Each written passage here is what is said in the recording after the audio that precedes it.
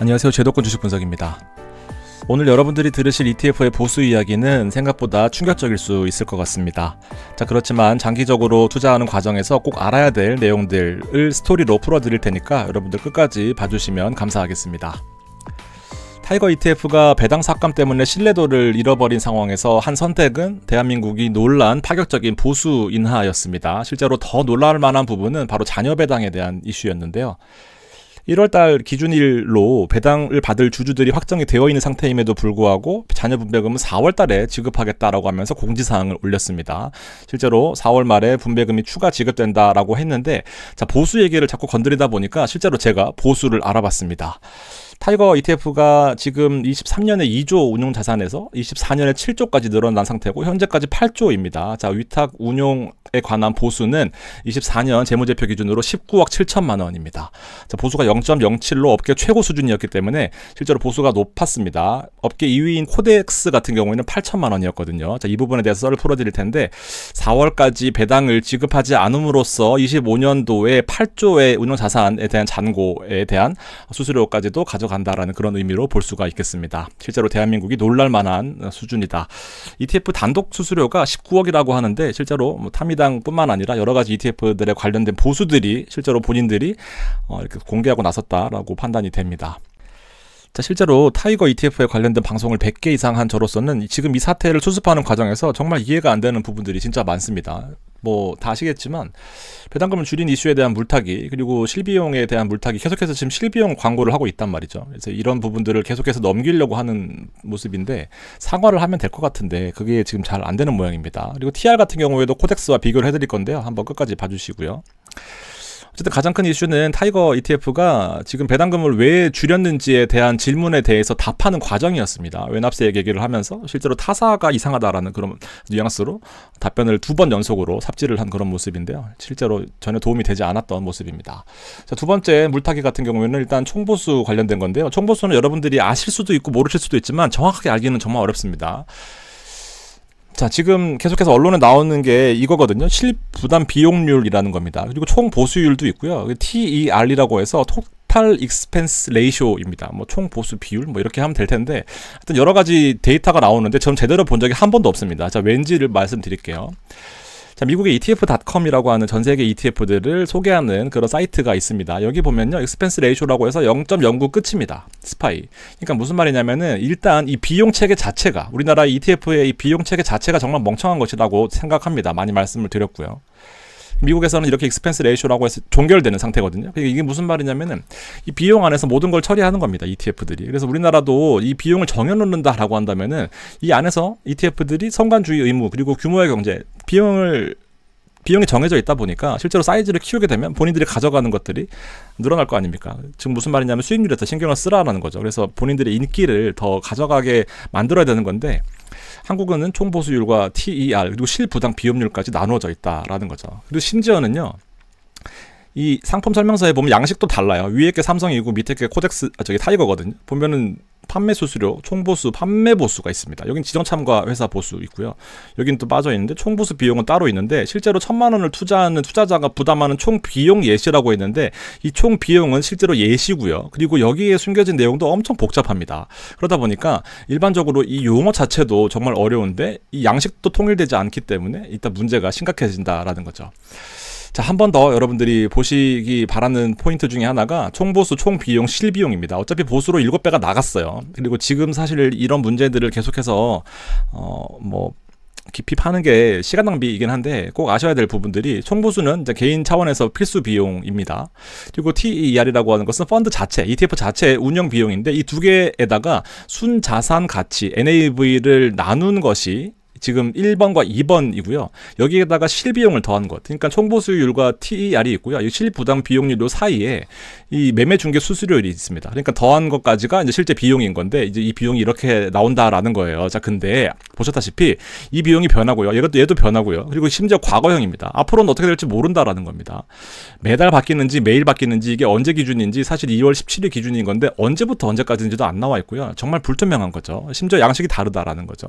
논쟁 자체가 진심으로 무의미한데 계속해서 이런 피곤한 자료들이 나오는 겁니다. 우리가 일반적으로 ETF를 처음 시작하시는 분들, 아니면 제도권에 있지 않거나, 아니면 이런 용어들이 익숙하지 않으신 분들한테는 이런 부분들이 정말 피곤하게 다가올 수 있거든요. 상품 설명서 양식 다 다르고요. 일단 매매수 중개 수수료는 빠져 있고 뒤에 과거형을 공시해 놓고 있습니다. 그러니까 전혀 도움이 되지 않는 자료다라고 생각하시면 될 것 같아요. 자, 그래도 더 궁금하신 분들을 위해서 제가 조금 더 알려드리겠습니다. 자, 총보수는요, ETF 자체에서 지금 보셨다시피 본인들의 자산 운용에 대한 보수율을 낮추겠다라고 하는 거니까 자기가 덜 받으면 되는 거예요. 그리고 하루 만에 공시되면 끝나는 겁니다. 그러니까 일정 부분 조율이 가능한 부분이에요. 자, 2번 기타 비용 같은 경우 아까 TER이라고 하는 거. 어차피 총보수와 함께 1번과 함께 2번을 순자산 가치로 엠빵하는 겁니다. 얘에서 3번 매매 중개 수수료를 더해서 이제 실비용이 나오는 거예요. 일단 복잡한데 총보수는 이제 운영 보수가 들어가 있습니다. ETF들 가져가는. 그리고 신탁 보수랑 사무 관리 비용, 내가 ETF를 투자할 때 뭐 들어가는 비용들이라고 생각하시면 되고요. 이 TER이라고 하는 건 기타 비용이라는 것이 포함이 되는데, 여기에 이제 실제로 ETF들이 받아야 되는, 정기적으로 나가야 되는 고정 비용 같은 느낌. 회계사한테 주는 회계 감사 비용, 평가 비용, 그리고 법률 자문 비용, ETF 관리 비용도 이런 것들이 들어가고요. 여기에다가 매매 중개 수수료를 더하는 이제 그런 구조인 겁니다. 자, 여기 보시면, 자, 한번 제가 처음 봤는데 코덱스와 타이거 전혀 의미 없지만 0.03 정도로 앞서는 겁니다. 0.03. 여기는 코덱스가 0.22, 타이거가 0.20이니까 0.02 앞서는 겁니다. 하여튼 1억당 2만원, 3만원 차이인데 이걸 가지고 계속 여러분들이 고민하시고 계신 거고, 휘둘리고 계신 거고, 물이 타져 있는 상태에서 계속해서 물을 더 타는 그런 상태인 겁니다. 자, 그래서 얼마를 가져가는지 한번 보겠습니다. 보수를 그렇게 싸게 했다라고 하니까 그동안 얼마를 가져갔느냐. 자, 배당 삭감 사태 이전에 얘네들이 받았던 보수가 이제 타이거 같은 경우는 0.07이었고요. 코덱스는 0.01이었습니다. 그래서 총보수의 경우에는 원래는 0.0099인데 너무 단위가 작으니까 0.01이라고 상대적으로 업그레이드를 하겠습니다. 반올림을 했을 경우에. 자, 기존에 0.0099를 받았었던 삼성 코덱스였었던 거고요. 재무상태표에서 24년에 이런 부분들을 공시하게 되어 있습니다. 운용자산은 이때 이제 12월 말잔 기준으로, 이건 시점 기준이니까 7조 2천억이었습니다. 물론 증권과 주식 이런 것 좀 나누어져 있긴 하겠지만 어쨌든 7조가 넘어가는 숫자였고요. 그래서 운용 비용을 공시한 걸 보면 위탁보수비가 이 운용사가 가져가는 건데 19억 7천만 원입니다. 뭐 대충 이 정도 느낌 오시겠죠. 자, 코덱스인데 마찬가지 12월 31일 24년 기준으로 총 자산 총계는 3조 5천억이었습니다. 저희 절반 수준인 건데요. 자, 운용수수료 관련해서 조금 다른 항목을 쓰긴 하는데 이거는 뭐 회계 기준에 완전히 이 항목으로 정해다라고 하는 건 아니기 때문에 비슷하게 보시면 되는데 8,300만 원입니다. 자, 19억과 8,300만 원인데 자산 총계는 2배인 거죠. 실제로 이제 운용자산에 대한 NAV 평균에다가 이 NAV가 순자산 가치라고 보면 되는데 약간 다르긴 할 겁니다. 7조와 3조라고 보고요. 여기다 운용사 보수율을 더하는 거예요. 곱하는 거예요. 그러니까 이게 정확히 7조에 곱하는 건 아닙니다. 왜냐하면 평균이거든요. 매일 작은 거가 누적이 될 거였으니까 여기 이 전체 평균은 한 요 정도 될 겁니다. 여기에 대한 수수료가 지금 19억이다 라고 하는 거 보니까 일단 2조에서 7조까지 늘어나는 과정에서 뭐 한 3조 정도 되니까 3, 7에 21 정도 될 겁니다. 그렇죠. 3조 곱하기 0.07 하면 대략 한 20억 나오니까 그래서 최근에 많이 늘었다라고 볼 수가 있을 것 같고요. 그래서 지금 계속 공시를 하면서 수수료를 싸게 한다라고 하면서 그동안 얼마나 많이 받았는지에 대해서 이제 나오는 거죠. 19억짜리 뒤통수를 친 겁니다. 지금 보면. 자, 보수와 이 수수료 그리고 이 연간으로 늘어났던 잔고 추이를 보면 2조에서 7조까지 늘어났고요. 얘는 6천억에서 3조 5천억까지 늘어났습니다. 그러니까 6천억에 0.01 받아봐야 실제로 뭐 6천억에 0.01 곱하면 한 6천만 원 되거든요. 조금 더 보수가 늘고 한 과정에서 8천만 원 받아간 것 같습니다. 19억이에요. 이게 몇 배인지는 솔직히 정확히 모르겠는데 너무 금액이 차이가 크다 보니까. 자, 이런 겁니다. 그동안 0.07을 받으면서 누려왔던 타이거가 소비자들한테, 특히 저한테, 저 같은 사람도 있거든요. 이거를 정말 진심으로 소개하고 정말 타이거를 아끼는 마음에서 저도 투자를 했었고 이번에 1억을 파는 과정에서도 너무 억울해서 참 이게 좀 그렇더라고요. 현재 잔고는 8조까지 늘어난 상태입니다. 5월 초 4월 말일, 4월 30날을 배당 기준일로 해서 보통 2영업일에 배당을 지급하다 보니까 지금으로부터 한 5월 초까지는 또 배당 지급일까지 운영보수는 또 나가고 있다라는 거죠. 물론 0.06인가 뭐 이 정도 뭐 얼마로 나가겠죠. 우린 또 보수를 주고 있는 겁니다. 19억을 줬는데 또 주고 있는 거죠. 자, 그래서 정말로 피해는요, 사실 멀쩡하던 라이즈와 에이스, 코덱스입니다. 자, 보세요. 지금 KB 자산운용을 라이즈로 이름 바꾸고 나서 좀 좀 업그레이드 되려고 하는 그런 과정이었단 말이죠. 0.01 받았었습니다 원래. 근데 지금 보시면 배당 미지급 그리고 외납세액 물타기 순자산 1등 NAV, 그러니까 배당을 주고 나면 NAV가 떨어질 테니까 뭐 보수 문제도 있을 거고요. 그간 강조하던 실비용을 지금 이제 우리는 지급하고 있는 겁니다. 실비용을 낮췄다라고 하지만 5월 초까지의 실비용을 우리가 또 지급을 하고 있는 거죠. 빨리 줬어야지. 4월 말까지 보유해서 기준일을 또 맞추면서 4월까지 보유해야 준다라는 거니까 저는 그 사태가 정말 이해가 되지 않습니다. 그래서 실비용 물타기 덕분에 0.01을 받던 라이즈도 지금 0.0047로 낮췄잖아요. 아무튼 잘 받던 보수를 낮춘 거예요. 한 30% 이상 낮춘 것 같은데 0.07을 잘 받고 있던 에이스도 뭐 지금 조치가 필요하겠죠. 그리고 지금 업계 1위는 타이거와 불필요한 경쟁을 하면서 또 에너지를 낭비하고 있는 그런 상태인 겁니다. 그래서 배당 미지급과 물타기 때문에 보수를 낮춤으로써 본인들이 그동안 받았던 보수를 공개하는 저 같은 사람도 있을 거고요. 그래서 커버드콜 같은 경우에는 여러분들 아시겠지만 더 복잡합니다. 외납세액이라고 하는 미국에서 원천 인수되는 부분과 한국에서 그동안 정부가 해오던 선환급 그리고 후 원천징수 과정에서 실제로 ROC라고 하는 배당 원천징수가 되지 않는 부분에 대해서는 다시 원화로 돌려준단 말이죠. 거기에서 배당을 받을 때 과세 이연된단 말이죠. 그러다 보니까 이게 더 복잡합니다. 이거를 일일이 체크한다? 불가능합니다.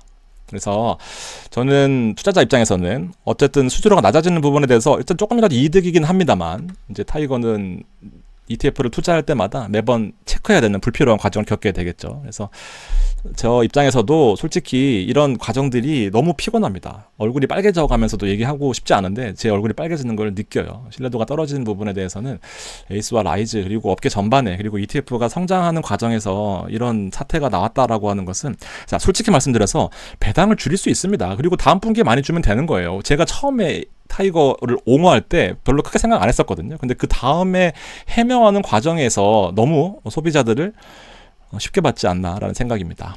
자, 더 큰 업계의 파장은요.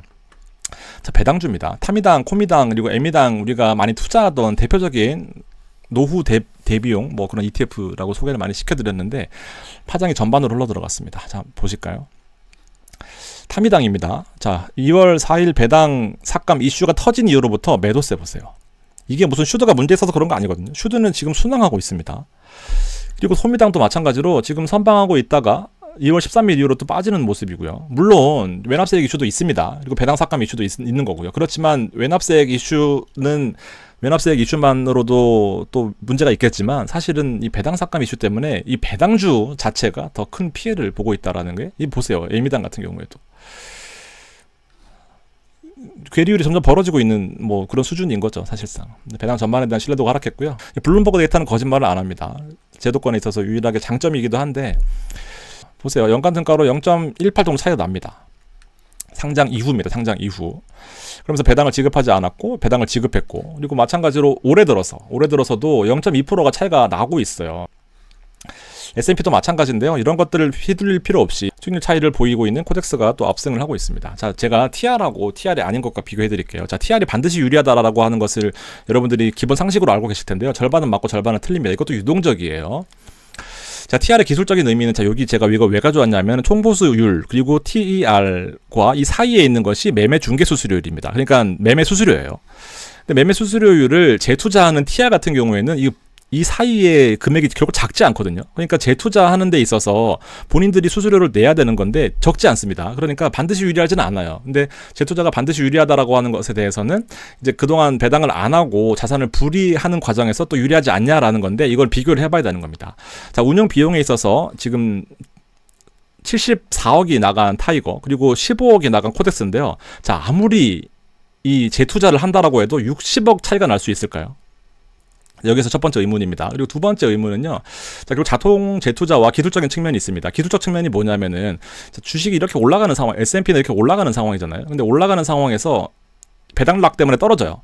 그러면은 일반 투자자가 보기에는 주가에 대한 메리트가 있는 겁니다. 그리고 시가 배당률 측면에서 가격이 떨어졌다라고 하는 것에 대해서는 더 싸게 같은 배당을 받을 수 있으니까 기술적으로 투자 기회가 될 수 있는 거죠. 배당락 1이. 그렇기 때문에 이렇게 떨어진 거에 있어서는 장점이 또 있는 거단 말이죠. 이렇게 떨어지는 거에 있어서는. 이렇게 올라가는 것보다.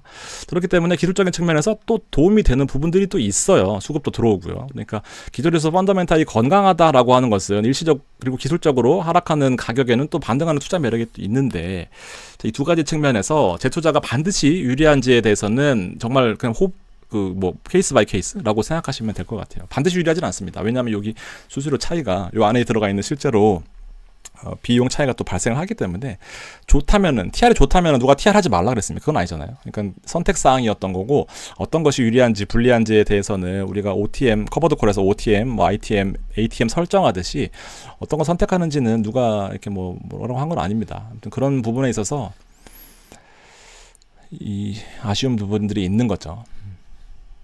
데이터도 변합니다. 장기적인 성장 배당에 있어서 이런 것들이 다 불필요한 에너지라고 생각합니다. 저도 이거 준비하는 거 되게 힘들거든요. 재무제표 다 뒤져가지고 찾는 것들도. 근데 국내 1위를 꿈꾸는 타이거한테 이게 과연 맞는 것인지 대응 자체가 너무 어설펐습니다. 외납세액 물타기 이슈, 나비 효과가 가져온 효과가 결국 전 운용사가 에너지 낭비를 하고 있는 겁니다. 그리고 본인들이 받는 수수료를 다 공개하면서 우리가 투자할 때 퀄리티도 떨어질 수 있겠다라는 거고요. 후진국 ETF 보수 체계도 문제입니다만 긍정적인 점은 그래도 보수가 낮아졌다라는 거. 이미 19억은 받아갔다. 그리고 앞으로 또 4월까지 더 받아가겠다. 정상화되는 과정에서 타이거에 감사하다라는 의미까지 좀 전하겠습니다. 그리고 이 지수 투자는요, 제가 투자 관점에서 보면 일단 이 힘든 과정을 거쳐야 돼요. 이게 21년부터 24년까지 우리가 생각하던 그 S&P의 모습과는 좀 다르죠. 요 부분들을 이겨내야 되는 과정인데 이걸 월별로 놓고 보면은 힘들었던 부분들이 진짜 많단 말이죠. 20년도 마찬가지고 22년도 마찬가지고 이거 매월 놓고 보면 정말 힘든 싸움이에요. 그래서 연간으로 10%를 먹기 위해서는 월간으로 1%를 이겨내야 되는 싸움인데 이게 만만치 않단 말이에요. 잘못 들어가면은 10% 빠지고 시작하는 겁니다.